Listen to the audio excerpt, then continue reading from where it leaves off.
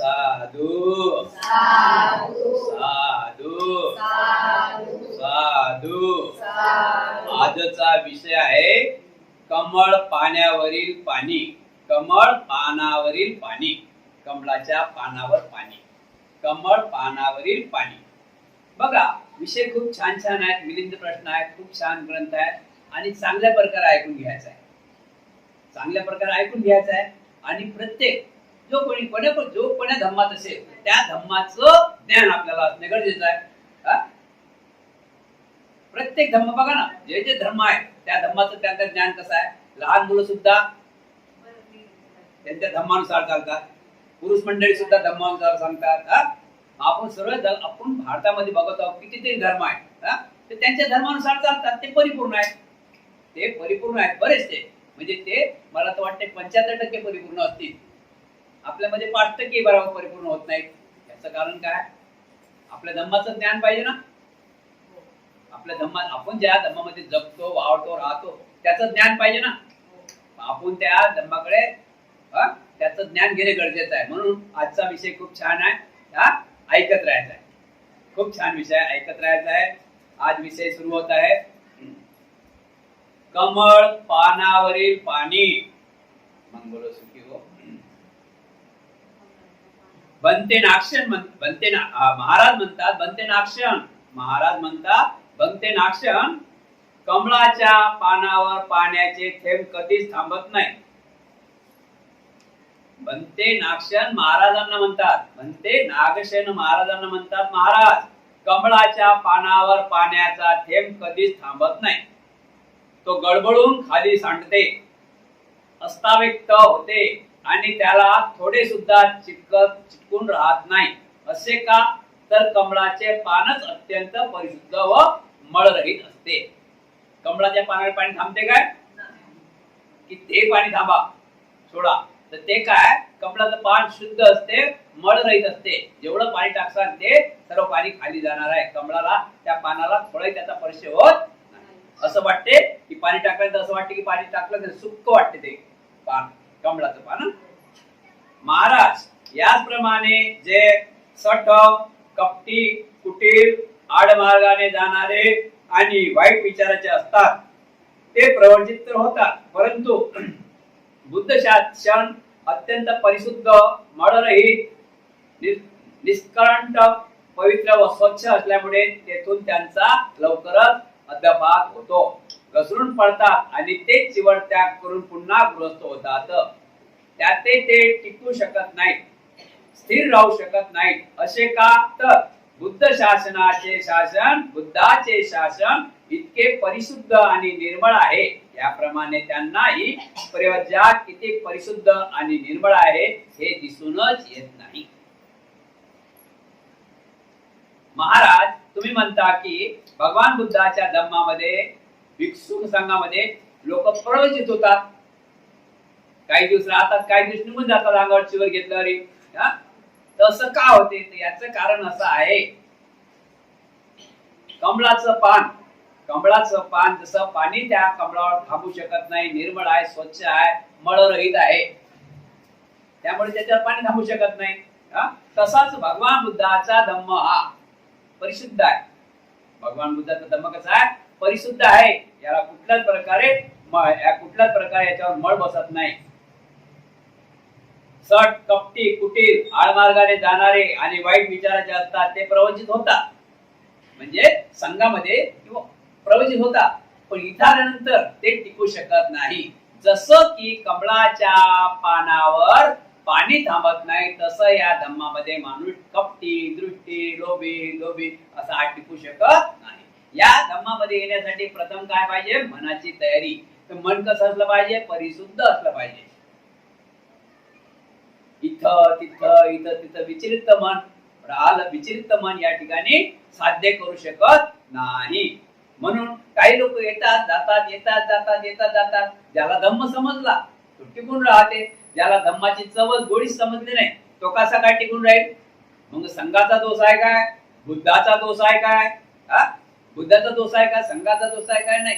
ज्याला घ्यायचं आहे ते घेतात, ज्याला नाही घ्यायचं ते किती काय करा ते येत नाही. तर संघाचा किंवा भिक्खूचा बुद्धांचा दोष नाही. बौद्ध धम्म हा पवित्र धम्म आहे. बौद्ध धम्म हा जीवन जगण्याचा मार्ग आहे. खूप छान प्रकारे धम्म आहे. तो घेण्यासाठी फक्त आणि फक्त या ठिकाणी मनाची तयारी पाहिजे. ज्याच्या मनातच नाही तर त्याच्या ध्यानात कसं येईल? त्याच्या मनात नाही ध्यानात कसं येईल? म्हणून म्हणते बुद्ध महाराज, हे तुम्ही म्हणता की काही लोक चिवर घेऊन वापस का जातात, तर हे कारण आहे. कपटी, दोषी, लोभी, मोह चिटकलेले ते इथे येतात. इथं शुद्ध झाल्यानंतर त्यांना काही करता येत नाही. माणसाचं मन हे खूप खराब आहे. माणसाच्या सवय मोड्याला खूप वेळ लागते. तर ताबडतोब त्या सवय मोड्याची हार घेतली तर आपण यशस्वी होऊ काय? कोण्याही गोष्टीला कष्ट करावं लागतात, त्याग करावं लागते. जर तुम्हाला सर्वच म्हणता रेडी भेटलं पाहिजे, आहे ते भेटलं पाहिजे, तर तो व्यक्ती यश ठरवू शकत, यश प्राप्त करू शकत नाही. महासागरातील प्रेत दुसरं उदाहरण देतात. म्हणते महाराज लक्षात ठेवा, महासागर आहे, त्या महासागरातील प्रेत. महाराज, महासागरात कधीही प्रेत राहू शकत नाही. कोणाचेही प्रेत जर महासागरात पडले तर ते शक्य तितक्या लवकर किनाऱ्याला लावून जमिनीवर येऊन पडते. ते का? तर महासागराचा स्वभाव गुणच महापुरुषासारखा आहे. महाराज, महासागरात म्हणा, नदीत म्हणा, तलावात म्हणा, पाण्यात कोणाचा मृत्यू झाला तर तो पाणी थांबू शकत नाही. त्याला किनाऱ्यावर लावते. कुठे लावते? किनाऱ्यावर लावते. आपण बघतो आता किती लोक वाहून गेले पुरात, पण ते पुरात वाहून जात नाही. पाणी ताबडतोबच बाजूने फेकते. त्याला थोड्या अंतरा गेलं की बाजूने फेकते, जमिनीवर पडते ते. असं महापुरुषाचा स्वभाव, जसा महापुरुषाचा स्वभाव आहे असा स्वभाव महासागराचा आहे. महासागरात जसं प्रेत थांबू शकत नाही तसा वाईटही माणूस धम्मामध्ये टिकू शकत नाही. त्याला बाजूनच काढला जाते, कारण त्याची तयारी करतो तो. महाराज, याचप्रमाणे जे व्यक्ती सुस्त, निर्भीक, कामाला कंटाळलेले, दृष्ट हृदयाचे आणि कुकर्मी लोक आहेत ते बुद्ध शासनात प्रवचित तर होतात, पण अरंत, विमल, शिरसह्य इत्यादी महापुरुषामध्ये त्यांची राहण्याची पात्रता नसल्या कारणाने ते लवकर तिथून पलायन करतात आणि चिवड त्याग करून गृहस्थ बनतात. ते का? तर बुद्ध शासनात मलिन मनाचा दृष्ट माणसांना प्रवचित जीवन जगणे शक्य नाही. याप्रमाणे मलिनता राखून असलेला दृष्ट माणसाला बुद्ध शासनात प्रवचित होऊन राहणे कधीच शक्य नाही. महान प्रवचेचे गौरवनीय महात्य सर्वसाधारण लोकांना समजणे हे त्यांच्या बुद्धीच्या बाहेरचे कसे आहे. भगवान बुद्धाचा धम्म समजण्याला खूप खूप खूप बुद्धी पाहिजे आणि खऱ्या अर्थाने हा अज्ञान लोकांचा धम्म नाही.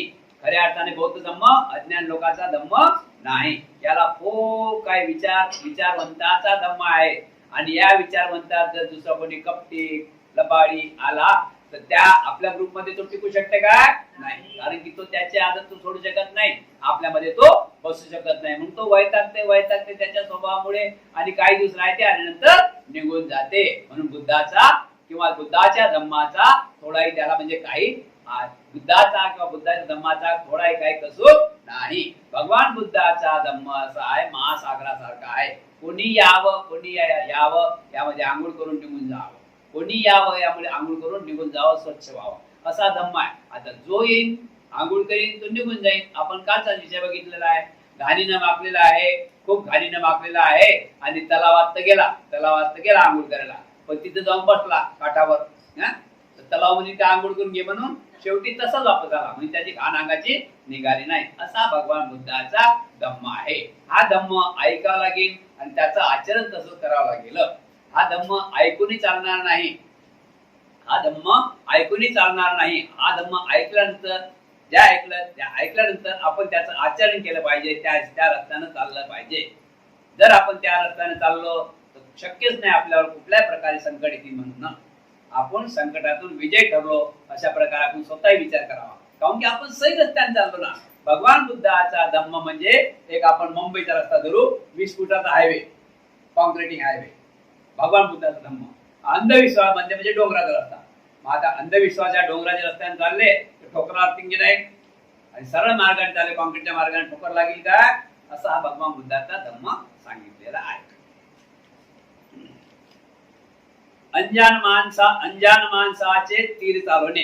अजान म्हणजे अज्ञान, अजान माणसाचे तीर चालवणे, अज्ञान माणसाचे तीर चालवणे.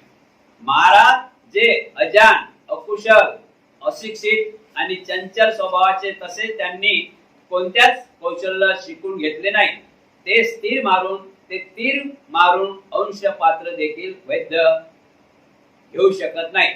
त्याचा तीर निशाणा सोडून आजूबाजूला जाऊन पडेल. असे का, तर तीर चालवून सूक्ष्म केसाला छेडण्यासाठी श्रेष्ठ प्रकारचे कौशल्य आवश्यक असते. महाराज याचप्रमाणे जे दृपश्च, जड, मूर्ख, बुद्ध आणि अडाणी आहेत, ते तर बुद्ध शासनात अवश्य प्रवचित होतात, पण चार आर्य सत्याचे सूक्ष्म आणि उंच गुण न समजल्यामुळे ते तिथे टिकाव धरून राहू शकत नाही. त्यांचे दीर्घपातकपूर्वक पतन होते आणि ते चिवर सोडून गृहस्थ बनतात. असे का, तर चार आर्य सत्याचे ज्ञान अत्यंत सूक्ष्म व उंच प्रतीचे आहे. त्याप्रमाणे महान प्रवज्ञेचे महात्म्य समजणे सर्वसाधारण लोकांच्या आटोक्या बाहेरचे आहे, असे त्यांना कळून येते. महाराज अजान माणूस म्हणजे अशिक्षित माणूस, त्याला तीर चालायला लावला, त्यानं कधी तीरच हाती घेतला नाही, बाणच हाती घेतला नाही, त्याला तीर चालायला लावला, तो निशाणा त्याचा बरोबर होईल काय, कारण की त्यानं चालवलाच नाही ना कधी, तर त्याचा निशाणा गलतच जाईल. यानं तो ज्या ठिकाणी त्याला निशाणा लावलेला आहे त्या ठिकाणी तो निशाणा पोहोचणार नाही, तो दुसऱ्या ठिकाणी पोहोचणार आहे. म्हणून दृश्य, जड, मूर्ख, मुड्ड आणि अडाणी आहेत ते तर बुद्ध शासनाला अवश्य प्रवचित होतात. म्हणून अशा लोकांचे प्रशिक्षण न घेता किंवा ऐकण्याची क्षमता नाही, ते लोक या धम्मामध्ये येतात. पण या धम्मामध्ये आल्यानंतर चार आर्य सत्य म्हणजे आर्य सत्याचं त्यांना ज्ञान होत नाही, म्हणजे ते अभ्यास करत नाही. हा धम्म काय देखाव्यासाठी नाही, हा धम्म मुंडन केलं, काश्य वस्त्र धारण केलं म्हणून झालं काय, हा धम्म देखाव्यासाठी नाही. या धम्माचं अभ्यास करावा लागते, या धम्माचं आचरण करावं लागते. तोच म्हणजे काहीतरी शिकलं तर आपल्याला काहीतरी करता येईल. म्हणजे शिकलंच नाही तर करता येईल काय, शिकलंच नाही तर करता येईल का, म्हणजे काहीतरी आपल्याला शिक्षण पाहिजे. आणि त्या शिक्षण घेण्याची मनाची तयारी पाहिजे ना, शिक्षण घेण्याची मनाची तयारी पाहिजे आणि ऐकण्याची तयारी पाहिजे. तर त्याला जो असा अज्ञान व्यक्ती या धम्मामध्ये येईल तो काही दिवस चिवर धारण करील, पण त्याला इथून निघावं लागेल की नाही, निघावं लागेल की नाही. भगवान बुद्धाच्या काळामध्ये एक भिक्खू होता, म्हातारा भिक्खू होता, जगदग म्हातारा झालेला होता. आणि शेवटी त्यांना वयाच्या शेवटी असं वाटलं त्याला की शेवटी मरणाच्या टाइमला तरी आपण अंगावर चिवर घ्यावं तथागताचं. इच्छा झाली, मन झालं आणि त्यांनी चिवर अंगावर घेतलं. चिवर अंगावर घेतल्यानंतर अनेक भिक्खूंनी त्यांना समजा शिकवण्याचे प्रयत्न केले, पण त्यांना काहीच येत नव्हतं. प्रसेनजित राजाच्या दरबारामध्ये भिक्खू संघाला भोजनाला आमंत्रित केलं. प्रसेनजित राजाच्या दरबारामध्ये भिक्खूला भोजनाला आमंत्रित केलं होतं. तर मग काय, त्या ठिकाणी भिक्खुनी संघ होता आणि भिक्खू संघ होता. भिक्खुनी संघ एका बाजूला आणि भिक्खू संघ एका बाजूला असे रस्त्याने चालत होते. पण तो म्हातारा भिक्खू त्याला काहीच येत नव्हतं. म्हातारा माणसाला काय येईल तेवढं, म्हातारा भिक्खू त्याला काहीच येत नव्हतं, डोक्यात राहत नाही वयमान झालं की, त्याला काहीच येत नव्हतं. पण तो भिक्खू झाला होता, तो शिलाचं पालन करेल, कसं बसावं कसं उठावं ते त्याला समजेल. पण अभ्यास नाही ना, अभ्यासात तो ठाव होता. तर काय झालं की रस्त्याने चालणारे भिक्खुनी त्याला दगड मारत, भिक्खू इकडून दगड मारत, काऊन की त्याला चेष्टा निंदा करत होत्या. काय करत होत्या, त्याच्या चेष्टा निंदा करत होत्या. तर प्रसेनजित राजाच्या काही माणसाने पाहिलं, एवढा मोठा वयस्कर भिक्खू आहे, आई वडील बापासारखा भिक्खू आहे ना, हे तरुण मुली त्याला भिक्खुनी तरुण, हे टप्परेपणा कोण करतात, तरुणच मुलं करतात की नाही, भिक्खुनी असो हे टप्परेपणा करतात. त्या म्हाताऱ्याला दगड मार, त्या भिक्खूला दगड मार. आता तो भिक्खू दिसाला थेरो मात्र म्हणजे लय वर्षाचा वाटे म्हातारा होता, पण हे लोक त्याला अभ्यास होत आहेत म्हणून त्याला दगड मारत होते. प्रसेनजित राजाच्या एका व्यक्तीनं त्याला बघितलं की हे भिक्षुनी आणि भिक्षू लोक याला दगड का मारतात, दगड मारत चिपचाप म्हणतात त्याला, काय म्हणतात त्याला, चापटी मुलांना हे करणे, दगड मारत, आम्ही मारलंच नाही अशा प्रकारे त्याची चेष्टा करत. तर प्रसेनजित राजाच्या दरबारामध्ये एक त्यांचा सहाय्य होता, सहकारी, त्यांनी पाहिलं आणि प्रसन्नतीत राजा सांगितलं की आज तुमच्या घरी भोजनाला भिक्खू संघ येत आहे. भिक्खू संघ येत आहे. तर प्रवचन कोणाला द्यायला लावायचं, या त्यांचं नाव तर चटकन आठवत नाही, बंतीजी, या बंतीजींना बघायचं. अशा प्रकारे तर काय झालं की भगवान बुद्धाने अनेक 500 अर्हत लोकांना त्या भिक्खूला 500 अर्हत भिक्खू जवळ त्या पटिशन नावाच्या बंतीजीला पाठवलं शिकाव म्हणून. आता वयमान झालं राहते का डोक्यात, किती समजावून सांगत तो सुधरेत ना. त्या 500 भिक्खूंनी कंप्लीट केली बुद्धांजवळ की बुद्धो हा पटिशन आहे ना, याला डोकंच नाही. किती आम्ही सांगू थकलो पण हा काहीच म्हणत नाही. बुद्ध म्हणत तो खूप कामाचा आहे, अभ्यास तो खूप कामाचा आहे, तर त्याला माझ्याकडे पाठवा. मग बुद्धाजवळ पाठवलं त्याला. अरे बाबा तुला काय येत नाही का? तो म्हणे मी ऐकतो, आता माझ्या ध्यानात नाही राहत मी काय करू. तो म्हणे मी तर ऐकतो, माझ्या ध्यानात राहत मी काय करू. तर बुद्ध म्हणत ठीक आहे, तुझ्या ध्यानात नाही राहत ना, मी सांगतो माझ्या पाठीमागं म्हण. मग बुद्ध बोलले मी सांगतो माझ्या पाठीमागं बोल. मग बुद्ध सांगा. बुद्धाने सांगितलं काय 4 ओळी, तर 4 ओळी त्याने ते पाठ केल्या. 4 ओळी पाठ केल्या. बुद्धाने ते पालीमध्ये सांगितलं, त्याचा अर्थही समजावून सांगितला, ते त्यानं परिपूर्ण पाठ केल्या. उदाहरणार्थ नत्ति मे शरणंगायं बुद्धो मे शरणं वरयेतेन सच्च वचनं होतु ते जय मंगलम. नत्ति मे शरणंगायं धम्मो मे शरणं वरयेतेन सच्च वचनं होतु ते जय मंगलम. नत्ति मे शरणंगायं संघो मे शरणं वरयेतेन सच्च वचनं हेतु ते जय मंगलम. म्हणजे बुद्धाच्या प्रतापाने, धम्माच्या प्रतापाने, संघाच्या प्रतापाने तुझं कल्याण. एवढा शिकला. शील त्याच्याजवळ शील होतं, अभ्यास ध्यानात नाही राहायचा, एवढा होता. एवढ्यावर तो विजय पावला. म्हणून एक जरी गाथा आली तरी या धर्मामध्ये पुष्कळ नाही, पण त्याचं आचरण करणं गरजेचं आहे. अशा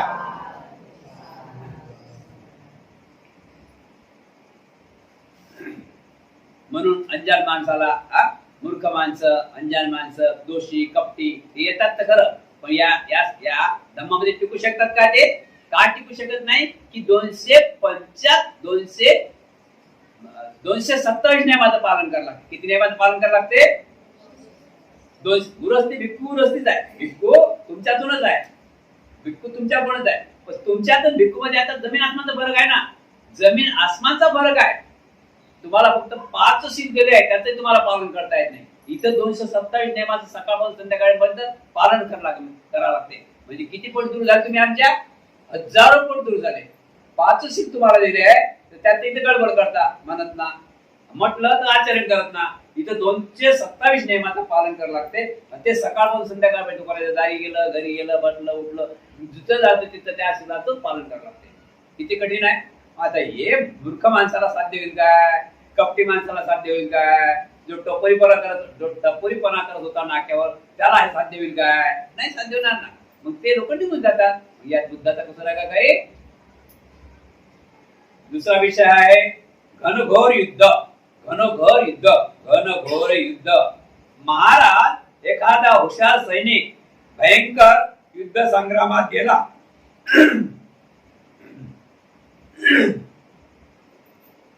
घनघोर युद्ध. महाराज एखादा हुशार सैनिक भयंकर युद्ध संग्रामात गेला असता सर्व बाजूनी शत्रूकडून घेरला गेला, तेव्हा शत्रुवीर होतात.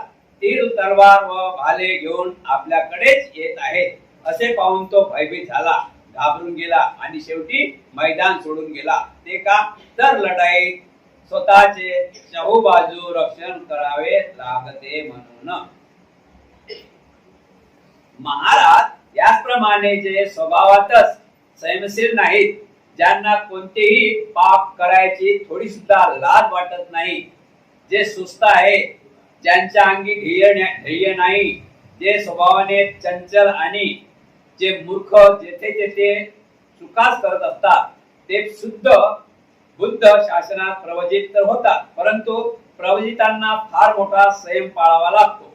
हे पाहून ते घाबरून जातात आणि तेथे टिकाव न धरू लागल्यामुळे शिवर सोडून पुन्हा गृहस्थी बनतात. असे का?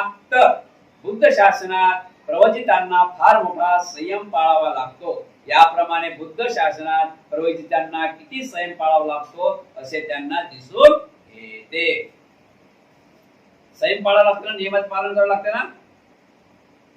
घनघोर युद्ध म्हणजे एकच दाखवलेल्या महाराजांनी म्हणतात, महाराज एक लक्षात ठेवा, खूप हुशार आहे, बुद्धिवान आहे, तीर चालवणार आहे, भाला चालवणार आहे, तलवार चालवणारा आहे तो रणवीर, तो संकट रणवीर, तो मैदानात गेला आणि त्याच्या आजूबाजूला सैनिक बाजूने निघून गेले, हा एकटाच राहिला. तर याच्यावर तर लोक मारा येते ना, आला तलवार घेऊन, हा भयभीत झाला तर हा रण सोडून निघून जाते की नाही. तशा प्रकारे रण सोडून निघून गेला की तो काय कामाचा, हा काही करू शकत होता, हा भयभीत झाला त्यामुळे हा विजय ठरला नाही, हा रण सोडून निघून गेला. तसाच भिक्खू, जो भिक्खू भगवान बुद्धाच्या धम्मात प्रवचित होते आणि तो नियमाचं पालन करत नाही, काऊन त्याला नेम कडक वाटतात. सकाळी 5 वाजता उठावं लागते. किती वाजता उठावं लागते, म्हणजे तसं 4:30 ला उठावं लागते. किती वाजता उठावं लागते, 4:30 ला उठावं लागते. 5 वाजता रेडी व्हावं लागते. 5 वाजता ध्यान साधना करायला लागते. 5 ते 6:30 दीड घंटा ध्यान साधना करायला लागते. बोलणं नाही, चालणं नाही. टिकू शकता का तुम्ही? मूर्ख माणूस टिकू शकेन काय? लोभी माणूस टिकू शकेन काय? दृष्ट माणूस टिकू शकेन काय? चोर माणूस टिकू शकेन काय? एवढे नियमाचं पालन कोण करी? मग तो घाबरणार नाही तर काय करणार? तर तो राहते पहिले त्याला सवय असते 10 वाजता उठायची. पहिले गृहस्थी लोकांना सवय असते 10 वाजता उठायची आहे ना. तो असं टिकू शकेन काय? 4 वाजता उठेन काय? 4 वाजता उठण्यासाठी त्याला किती वाजता त्याला जागी राहावं लागेल? काय ताबडतोब 4 वाजता उठून हे काय मी 3 वाजता तरी त्याला उठावं लागेल की आचार करून. तसा तो माणूस टिकू शकत नाही. आता माहिती आहे ना आपल्याला का? आता हे झालं समजलं का? आता फुलातील फुल झाडातील किडे. महाराज फुलात सर्वात उत्तम फुल गुलाबाचे. महाराज फुलात सर्वात उत्तम फुल मोगऱ्याचे आहे. महाराज लक्षात ठेवा, फुलात सर्वात उत्तम फुल मोगऱ्याचे आहे. त्याचाही झुडपावर कधी कधी कीटक पडतात आणि 1-2 फुले कुरतडून खाली पडतात, परंतु 1-2 फुले पडल्याने त्या झाडाची संपूर्ण सुंदरता नष्ट होऊ शकत नाही. त्यावर जी काही फुले असतात हीच त्या सुगंधाने 10 दिशाच्या वातावरणात सुगंधित करून टाकतात. महाराज बघा धम्माचा अभ्यास कसा आहे, धम्मात कसे लोक राहतात आणि कसे लोक नाही. म्हणून कोणी आलं रे कोणी गेलं नाही, कोणी आलं रे आणि कोणी गेलं रे, काही या धम्मामध्ये फरक पडत नाही. येतात जातात हा निसर्गाचा नियम आहे. ज्याचे कर्म चांगले आहेत तो थांबते, ज्याचे कर्म चांगले नाही तो नाही थांबत. मग सर्वांचे कर्म चांगले आहेत का? जर सर्वांचे कर्म चांगले असते तर आपल्या सर्वांसाठी पुढचे आणायला लागले असते. मग झाड सर्वांसाठी पुढचे आणायला गेले असताना सर्वांसाठी पुढचे आणले असते आपण. सर्व जर पुढच्यावर बसले असते तर मग झाडू कोण मारला असता? कर्माची फळ बघा ना. सर्व जर राजे झाले असते तर मग झाडू कोण मारला असता? शेती कोण पेरल्या असत्या? बैल कोण चारले असते? वाचमीनपणा कोण केला असता? भांडे कोण धुतले असते? सर्व राजे झाले ना, आपण टिकलो असतो का? म्हणून सर्वांचे कर्म चांगले असतात का? पण ज्याचे कर्म चांगले तो या धम्माला धरून चालते. ज्याचे कर्म चांगले नाही तो तर मग त्याचं चालते, जिवंत जगणे. बघा लक्षात ठेवा, दोनच गोष्टी आहेत जीवन जगण्याच्या. किती गोष्टी आहेत जीवन जगण्याच्या? एवढं मोठं जीवन आहे 100 वर्षापासून. गोष्टी किती आहेत? 2. हे 2 गोष्टी कोणत्या आहेत? एक कुशल आणि एक अकुशल. या दोनच गोष्टी आहेत जीवनामध्ये, एक कुशल आणि एक अकुशल. आता अकुशल म्हणजे पापी, पाप करणारे जीवन जगते. लक्षात ठेवा, तोही 100 वर्ष घेते, यात काही तकलीफ नाही. आणि पुण्य करणारे जीवन जगते 100 वर्ष घेते उदाहरणार्थ. पण त्याच्यात याच्या जगण्यात फरक आहे. त्याच्या जगण्यात याच्या जगण्यात फरक आहे. तो जसा पापी माणूस, जसा एक अंगार लावले आपण, माहिती आहे शिगड्या लावतो. हिवाळ्याच्या टाइम शिगड्या लावतो ना आपण, शिगड्या लावतो अंग शकतो. तो पापी माणूस जसा तो शिगड्या लावतो अंग शकते ना, आपण ताप करतो चिकुटी, तो आपण अंग शकतो ना, तर कसा आपला अंगाला कळक लागते ना, तो तसा कळक तो जळत राहते आयुष्यभर. पापी माणूस असा जळत राहते आयुष्यभर. आणि पुण्यवान माणूस हा फुलासारखा राहते आयुष्यभर. हा फरक आहे. जीवन तर दोघंही जगतात, जीवन हे दोघंही जगतात, पण फरक आहे. पापी माणूसात त्याच्या दुष्कर्माने तो जीवन जगत असताना स्वतः जळत राहते. आणि पुण्यवान व्यक्ती हा फुलासारखा जीवन जगत शेवटी फुल जसं कुंजून जाते असं त्याचा अंत होते. हा फरक आहे. म्हणून महाराज मोंगऱ्याचं झाड, मोंगरा किती सुंदर आहे, मोंगऱ्याचं रोपट किती सुंदर आहे आणि मोंगऱ्याचं फूल किती सुंदर आहे, पण तरी त्या फुलावरही किडे बसतात, त्या फुलालाही किडे बसतात. एवढं सुंदर आहे, सुगंध आहे त्या फुलावरही किडे बसतात. पण ते किडे काय सर्वच पानं खातात काय, एक दोन पानं खातात त्यातले, ते गळून पडतात. पण तरी त्या झाडाचा सुगंध जे काय फुलं राहतात ते सुगंध चारही दिशेने ते पसरवतात. म्हणजे फरक, दोन फुलं पडले म्हणून त्या फुलावाला काहीच फरक पडत नाही. महाराज त्याचप्रमाणे बुद्ध शासनात जे प्रवचित होऊन त्यानंतर चिवट त्याग करून गृहस्थ म्हणतात ते त्या कीड लागून सौंदर्यहीन व सुगंधीपासून वंचित झालेल्या फुला समान असतात. याचप्रमाणे ते गृहस्थ जीवनात परत गेल्याने बुद्ध धम्मावर कोणत्याही प्रकारचा कलंक लागत नाही. कारण जे सामर्थ्य संपन्न भिक्षू बुद्ध शासनात राहतात त्यांच्यातील सुगंध निश्चितच देवता आणि मनुष्यानी युक्त अशी या सर्व संसारात व्यापून टाकतो. महाराज जसे या शासनामध्ये या मोंगऱ्याच्या फुलाला जसे कीड लागते, त्यातले दोन फुलं गळून पडतात पण बाकीचे फुलं आहेतच, अशा प्रकारे या धम्माची गत आहे. या धम्माची गत आहे. ते या धम्माला सोडून नाही गेले तरी भगवान बुद्धाच्या धम्मामध्ये कुठल्याच प्रकारे कमतरता भासत नाही. दुसरी आहे कुरुंभंगाची झाडे. कुरुंभंगाची झाडे. महाराज ज्याप्रमाणे साडी नामक लाल धानाच्या शेतात कुरुभग नावाची झाडे उगवून मध्येच वाढूही जातात, मध्येच वाढूनही जातात, परंतु त्यामुळे धानाच्या स्वभवती शेताला कोणत्याही प्रकारे कीड लागत नाही. जो धान टिकून राहतो त्याचे सौंदर्य विशेष असते. महाराज त्याचप्रमाणे जे बुद्ध शासनात प्रवचित होतात आणि त्यानंतर चिवर सोडून गृहस्थ बनतात ते त्या लाल धान्याच्या शेतामधले उत्पन्न होऊन वाढून गेलेल्या कुरुभग नावाच्या झाडामध्ये सुकून जाणारे समजावे. याप्रमाणे त्यांनी चिवर त्याग करून पुन्हा परत गृहस्थी जीवनात गेल्यामुळे भिक्षू संघाची शोभा थोडी सुद्धा कमी होत नाही, किंवा जे काही भिक्षू टिकून राहतात ते अनंत पद प्राप्त करून घेण्यास पात्र होतात. महाराज अजून दुसरं उदाहरण ऐका.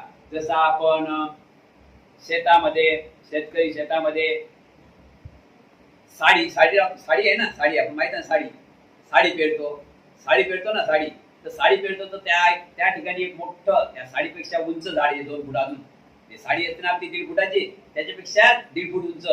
तिथं त्या झाडाचं नाव आहे कुरुंभ. त्याला हिरवे, त्याला पिवळे पाणी येतात. लक्षात आहे ना.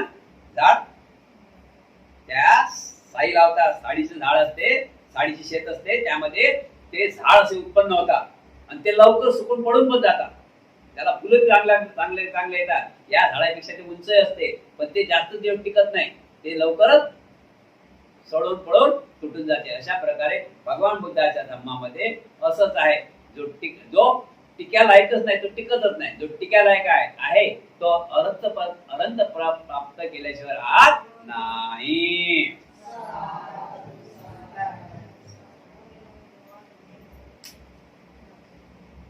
दुसरा विषय आहे रत्नातील निष्क्रिय भाग.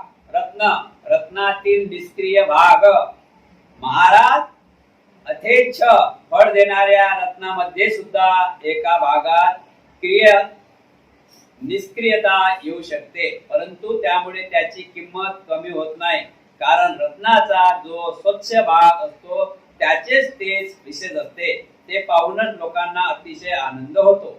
महाराज त्याचप्रमाणे बुद्ध शासनात जे प्रवचित होतात आणि काही दिवसानंतर चिवर सोडून गृहस्थ बनतात ते त्या रत्नाच्या निष्क्रिय भागासमान होत, परंतु त्यांनी याप्रमाणे चिवर सोडून निघून गेल्यानंतर बुद्ध शासनाला थोडाही कलंक लागत नाही.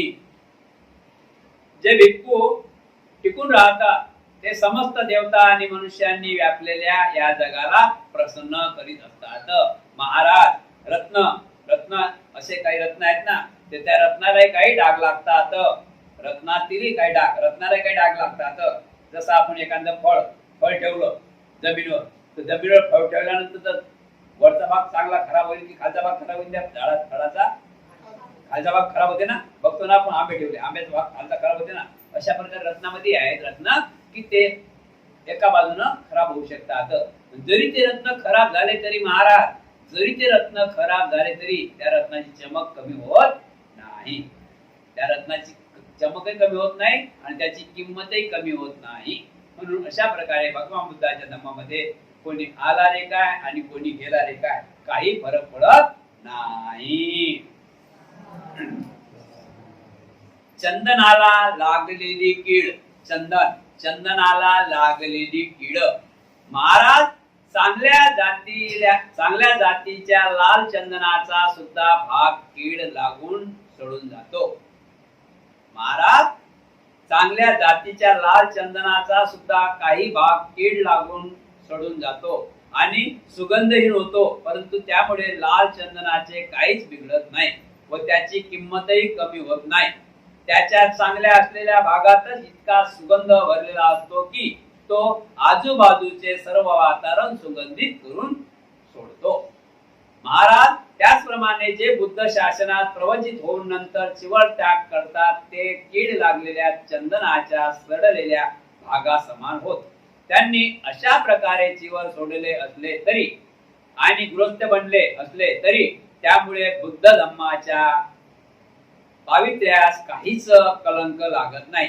जे काही भिक्षू टिकून धरून राहतात त्यांच्यात सील रूप चंदनाच्या सुगंधाने देवता आणि मनुष्य सहित सर्व लोक भारून जातात.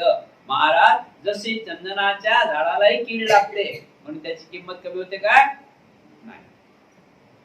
अशाच प्रकारे भगवान बुद्धाच्या धम्मामध्ये जो आला आणि तो चिवर काढून निघून गेला तर काही या धम्माला फरक पडत नाही. ठीक आहे म्हणते नाक्षण, एकापेक्षा एक असे अनेक उदाहरणे व उपमा देऊन आपण बुद्ध शासनाचे विशुद्धता उत्तम प्रकारे दाखवून दिली. वस्तुत्व चिवर सोडून जाणाऱ्यांना सुद्धा बुद्ध शासन किती महान आहे व भिक्षू जीवन किती पवित्र आहे हे दिसून येते. हे आपले म्हणणे मी सहर्ष मान्य करतो.